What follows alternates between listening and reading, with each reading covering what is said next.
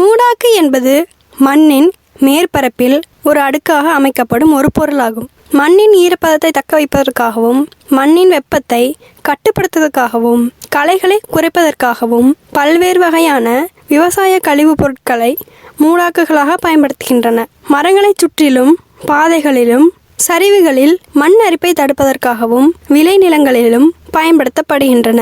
மூடாக்கு மரங்களுக்கு நல்ல உரமாக இருப்பதோடு மரத்தின் வேர்பகுதியில் 4 டிகிரி அளவிற்கான வெப்பத்தை குறைக்கிறது.